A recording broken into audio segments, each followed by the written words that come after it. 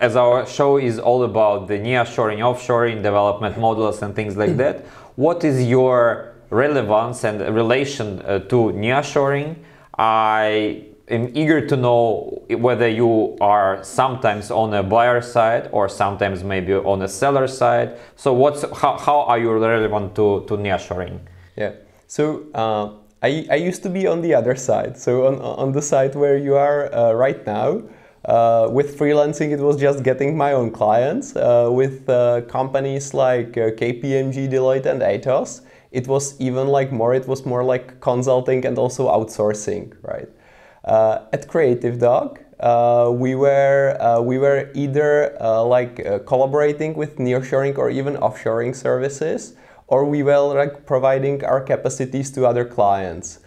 So usually we didn't just go for simple, say like body shops or just like reselling someone for some fee, but we did something like success fees. So basically the client was just paying for the delivery of the project and for the salaries of the people. But on top of that, like if we set up all of the KPIs, open up a new market, or the product started to earn itself and we scaled it, then like in the contract there was and there still is up to this day like some success fee for kind of like reselling the business back, right?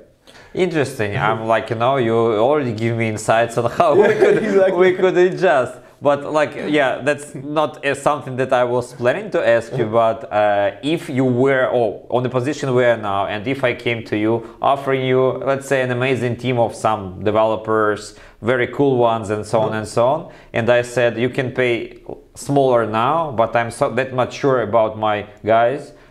In a year, if we accomplish this, I would get way more. Would you agree on that? So at this point, I think it's a reasonable business model, because like I've seen it at Creative Dog. At Twisto, like it would be new to us, so we would need to like think about how to structure the contact and also how to structure the KPIs, because now we are setting the KPIs only for ourselves, right? Like how would it be with another vendor? Maybe like if Mobile Unity was responsible for launching one of the new markets. But it's a great model, right? Because like we are currently also hiring teams, and we are preferring hiring teams at Twisto like over individual developers. So this could be like a nice partnership. So no promises here, but definitely something to explore, because at Creative Dog it worked.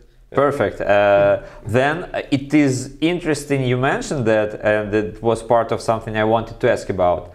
How would you ever measure a success of your remote team? So I understand there are some things internally when you work with the guys day to day, you see them, you participate brainstorming in your office in Prague and things like that. But for a remote team, how do you measure their success?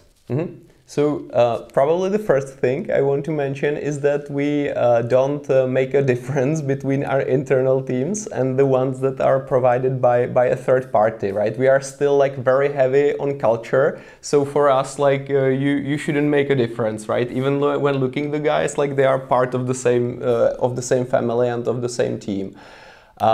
The first thing is that we measure really the delivery or the basic units for measuring the delivery is a team. So we are like looking how the team delivers the individual guys, or evaluation of their performance is up to the team lead or the engineering manager, like managing multiple teams.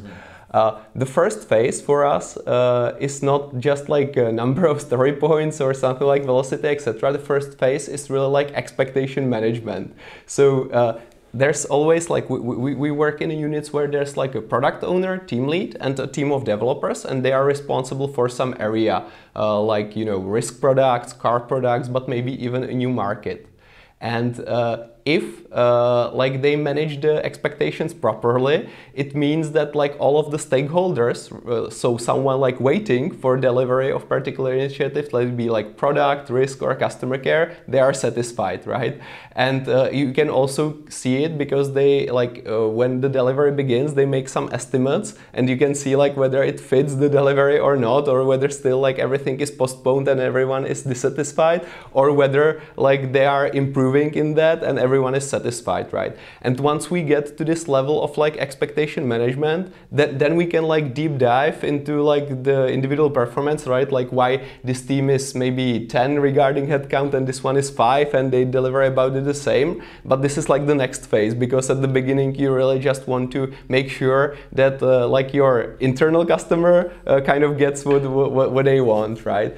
And maybe just like around the individual delivery, like we oftentimes use it more as a feedback to the individual developer, so that he kind of knows how to improve, right? But like we prefer like the qualitative metrics over the quantitative one, right? The quantitative is more like support what you are saying or what you want to say to the developer. Yeah. Okay, this is clear. So my little summary over that part is, on the first stage, the estimate and delivery, how much they are.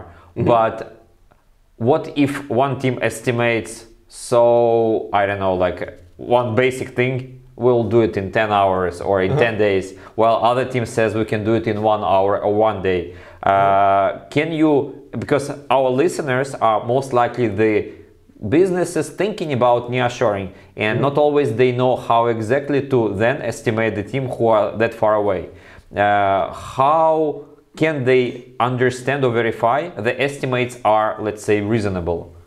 So, you know, like there are still multiple factors that come into it, right? Because, for example, we know that teams that are already onboarded deliver like much better than the ones that are new, right? So you can kind of expect that if the estimation would be done by one of your existing teams, it would be like much more positive than with the new team, right? And so like we still like prefer that the estimation is done like by the vendor or by the team that's actually like delivering the initiatives.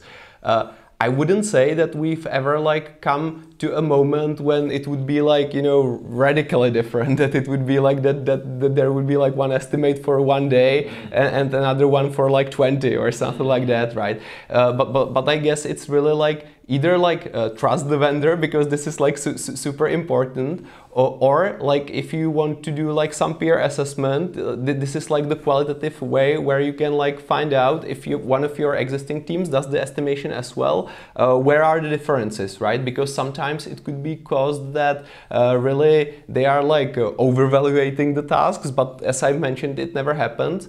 Maybe the estimation is happening because they don't know yet the business that well. So for example, they don't know, okay, so like it's not just about the feature, but also some back office administration. Maybe also the deployment process and like turning on the feature flags takes some time, right? So there are like other tasks that maybe like the existing team like appreciates more than the vendor. Okay, this is clear. Thank you.